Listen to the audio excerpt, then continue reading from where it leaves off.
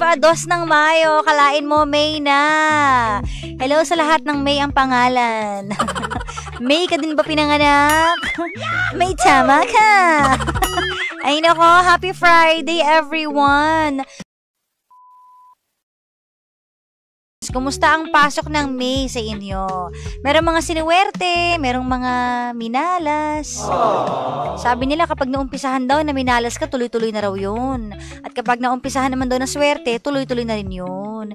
Pero alam mo, depende pa rin yan sa'yo. Sa'yo yan nakasalalay kung paano mo gagamitin yung mga susunod na araw at gagawin mong maligaya at kaswerte-swerte nga naman, di ba?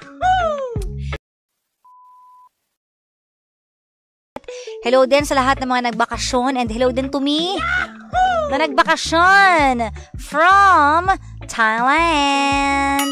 From Thailand. Ayan. Hello din sa mga kasabay namin sa Thailand na nagbakasyon. Grabe, sobrang init po, as in. Malala. Gustong-gusto kong maligo ng dagat pero wala. Sa ano na lang ako naligo? Sa pool na lang. Kasi parang low tide. Oo, kaya parang bago ka makarating dun sa tubig talaga, maglalakad ka ng mahaba. Ganon. So, di na ako naglakad ng mahaba. Okay na yon. Live na nga. Hello, kumusta kayo dyan? Hello, TikTok world. Kumusta raw ang Thailand? Okay naman, parang Pilipinas lang din. Mainit, ganyan. Parang may pinagkaiba ba? Parang yung traffic ang na-compare ko eh. Parang mas malala yata doon yung traffic. Sabi ko, hala, ba't ganito? Lala ng traffic. Pero so far, okay naman po. Ayan, yung beach, okay. Kasi syempre doon wala masyadong traffic dahil lahat na nag-aano doon naka-motor. Diba? Kaya walang traffic. Pero ingat-ingat kayo sa pagmumotor ha. Ang dami kong masasamang nababalitaan lately tungkol sa pagmumotor. Diba? Pero ito yung travel na hindi ako bumili ng pasalubong kasi nadala na ako eh. Every time na nagta-travel ako, bibili ako ng pasalubong. Tapos napapansin ko, parang yun yung nagpapamahal ng gastos ko.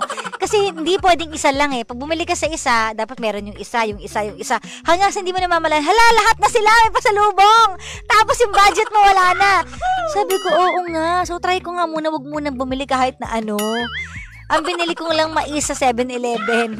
Tsaka chicken. Dala-dala ko yung chicken ng KFC kasi baka iba yung lasa eh. Tapos pagdating ko dito, sabi ng nanay ko, bakit ikaw din kumakain ng pasalubong mo?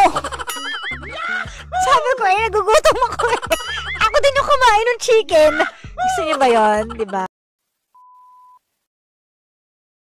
Sa atin kasi ang hanglang, diba? Sa kanila kasi full of spice eh. Tsaka naging maingat din ako sa pagkain ko doon dahil the last time na nagpunta ako ng Thailand, pag uwi ko dito talaga nagsuka ako ng malala, as in. Buti nga nagsuka ako nung as in kakalapag lang dito. Sabi ko, hala, hindi ko kinaya kasi sa ang dami nilang spices, hindi kaya ng tiyan ko dahil may problema ako sa tiyan, diba? Siguro yung mga taga doon, kaya ng tiyan nila yung mga sobrang tad-tad ng spices. Ako, hindi ko talaga kinaya. Ayan, saan daw ang next travel ko? Secret! Hindi ako muna sabihin. Surprise na lang. Hindi ko pa alam actually. Pinag-iisipan ko pa siya ng mabuti. So, para hindi maunsyame, hindi mo nasasabihin. Kasi 'di ba mga bagay na sinasabi lagi na uunsyame. Kailangan keep it a secret muna. Kahit sa ang bagay pag may plano ka, hangga't wala pa, wag mo munang sasabihin. Maganda sa sa Pattaya. Ayan. Kasi from city ng Bangkok, 2.5 hours lang by bus. Andun ka na sa Pattaya. Tapos para siyang pinaghalong Indonesia tsaka Vietnam. Kasi may mga massage, may mga kainan, may mga bars, tapos pwede ka mag-beach. Ang pinakamasarap dun is yung coconut nila. Dahil sobrang tamis ng kanilang coconut. As in, akala mo may asukal, matamis at saka masarap. Yun ang masarap sa sa Thailand. Actually, lahat naman ng prutas nila talagang malasa. Tama yung sabi mo kakakim-kim mo. Kasakit ka niyan.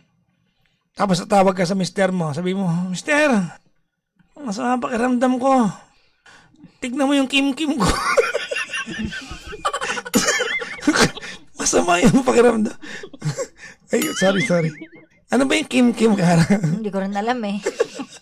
Ano ba yun? Ano ba yung kim-kim? Matulungan mo nga ako, paano kaya to? Para at least maramdaman niya na included pa rin siya sa plano mo, pero hindi lang talaga kaya. Totoo. Diba? Kung nahihirapan ka magsabi talaga sa kanya. Kung gusto mo lang, kung ayaw mo, diwag. Tapos kapag after nun, wala tayong magagawa. Yun na yun eh. Your POV PPJ on Yana's Road Rage. Yana's Road Rage? Yung See You Tell Me. Yung si Yana. Okay. Wala na, nasabi ko na lahat kay Kara yung point of view ko. Sa akin, hindi ko i-release. Wag na. Yung unfiltered. Nag-live ako kanina eh. About it? Pero ano yun, kumbaga yun yung parang filtered. Parang kailan lang, kasama ko kayo, di ba? Tinumbok ako ng nakamotor. Galing tayo awards night. Nakamotor, sa Galing tayo Okada. Malapit Okada, oo. Diba? Ano sabi ko? Huwag ka na sumagot, kuya. Mag-sorry ka na lang para makaalis tayong dalawa. Diba? Kasi wala ka na ibabayad sa akin eh. Diba? Okay na yon. Sasakyan lang din naman yan. Sa kaduluduluhan ng araw. Napaparepair yan. Nag-sorry naman na, nag-public apology na. Nag-public apology na ba? Nakakalungkot lang yung public apology kasi kailangan siyang kumbinsihin ng mga kaibigan niya. Nasa vlog pa rin niya. Nasa vlog pa din. Oo, na kinukumbinsi siya para mag-sorry. Sinabi niya na kinukumbinsi ako. Nandun, ang nagpa-vlog yung kasama niya. So, okay. Pinuntahan nila yung bahay tsaka trabaho yata ng lalaki. Ni Sir Nag-sorry Jimmy. sila. Hindi sila hinarap. Diba? So, you'll never know kasi what will happen. Kaya, baka maging kwento just ka, no? always choose to be kind. Diba? Control your emotions kasi isa lang yung buhay natin eh. Hindi na mapapalitan yan kapag nawala. So, hindi natin alam kung ano yung mga pwedeng maging effect na mga triggers ng ibang tao eh. Buti na lang, hindi rin na-trigger yung lalaki. Nag-walk out siya. Diba? Knock-outan na lang niya. Yung mahirap.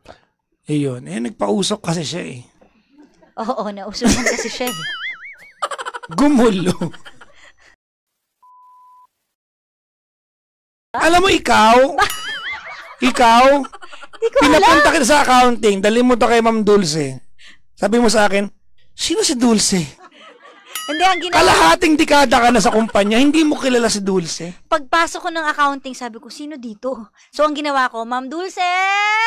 Para ko sino yung lilingon, siya pala. Ganun yung ginagawa ko. Kagaya ng last time, sino yung lalaki? Pinapunta mo ko. Anak ng pusa talaga. Sino? Si Jason. Sabi ko, sino si Jason? So, pagpasok ko, Kuya Jason? So, luminga, yes, ma'am. Okay po. Ang galing mo ganon. Huwag mo na pagkakitaan yung video na naging dahilan nakapanakit ka na dami ng iba. Hindi natin alam kung anong reason niya talaga. Well, kaya ako natatanong sa'yo. Oo. So, at least sa'yo nang galing. Kay Kara nang galing, ha? Hindi sa akin. Hindi. Bata ko, hindi ka naman alam sagot niya. Hindi kasi baka ganon. Sabi mo kasi may income pa rin, eh. Ano nga ba yung kanta ni Claire? Sayang sa ngayon tayo nagkatagpo. Parang kaya mo, ha? Ngayon na rin pwede natin kantahin mamaya. Tayo Nagkatagpo. Ngayon na rin magkakalayo. Bakit kay hirap? Ano ang lyrics na? Tsaka yung mayroon pa kasang gustong kanta na luma, yung kamusta ka? Si Ikaw FPJ? ay... Hindi siya original. Pero kanta ni FPJ yan, di ba, sa pelikula niya? Kamusta ka? Oo. Meron tayo, Jimmy Bondok eh. Ikaw ay walang pinag-iba. Ganon. Try mo kaya lakayin yung boses mo. Sige nga. Kamusta ka? Hindi pa din eh. Bibilugin mo. Mga bata, kamusta ka? Ano ba yun? Cookie Monster. Ikaw ay walang pinag-iba. Ate Shana, may saging ako dito. Gusto mo ba ng saging ko? Mataba at malaki ito. Ayoko po. Cookie Monster.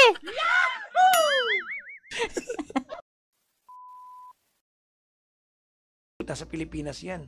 Naginaya ng Singapore sa atin dati, di ba? Ganyan. Yun na nga. Yun na nga. Alam mo, Kaya nasa nga. tayo lang kami ni Kara, nagkakwentuhan kami. Ang haba ng usapan namin, tapos sabi niya, yun na nga. Sabi ko, okay, tapos na yung usapan. Pag narinig ko yung salitang yun na nga, Kaya nga, yung sinabi ko. kaya nga eh. Yun, Kaya nga eh. Ayan, disinterested na siya. Hindi kasi may ano lang, may span of time lang yung kakayahan ng utak ko na. Ang attention span ni Kara ay attention span. 30 seconds. Oo, kailangan by 30 seconds, mahook ako. Pag hindi ako nahook, gagano lang ako. Tsaka ko lang nalaman na existing ka pala nung sinabi nga sa akin na merong Papa Jack daw. Tapos nakakapakinig ka sa akin. So, tinry ko lang kasi na-curious ako. Sabi ko, hanapin ko nga estasyon.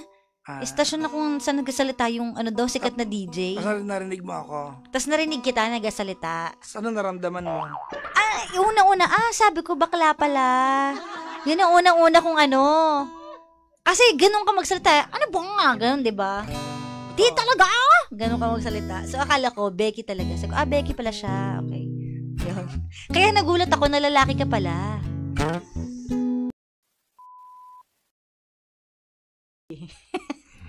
Nagdaba ko nun, hindi ko talaga kaya. Hirap na hirap ako. Oo, talaga. Una-una sa lahat, bulol ako. Bawal pa naman bulol. Kasi mapapatagal yung trabaho pag bulol ka. Wow, din na din ka. Hindi! Ganun talaga yung kalakaran doon. Bawal mabulol. So, bawal ako. Ikaw, kung kaya mo.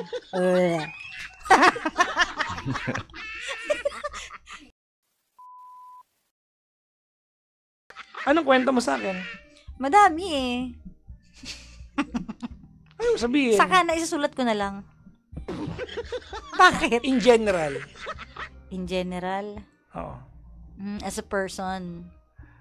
Hindi, gusto mo, as a mutant, okay na ba? Pwede rin. Ano ba ako? Unong kahoy ba ako? Hindi, ano nga? Kanina, ba't di mo kinuha? Ayaw mo na, nakakahiya eh. Hindi kinukuha yung sukli dahil nahihiya na magtanong na, may sukli pa po ba?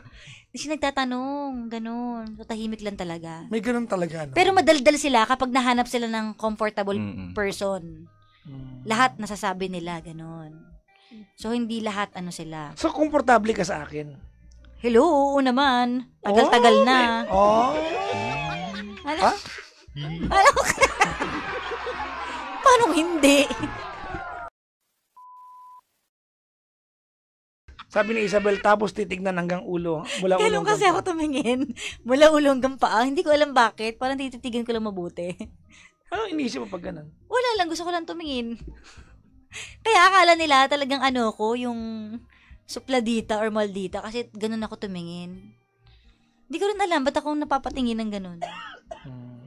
Kaya akala mo tinitignan talaga kita. Dati. Ganun lang kasi talaga ako tumingin. Ay! Alam mo, Amit, dati, tinitignan niya ako. Concentrate ka sa collar mo. Ako, maamin akong tumitingin sa'yo. Bakit tumitingin? Wala lang. Ikaw, hindi ka pa naamin. Pigilan mo. Kailan ka aamin? Nakakatawa. Ba't ka tumitingin sa akin nun? Kasi nandun ka bago mag-CR. Hindi ko po alam yun. Kara, ang layo ng CR noon. Ang layo! Doon yung daan. Madadaanan ka muna bago pumunta ng CR, di ba?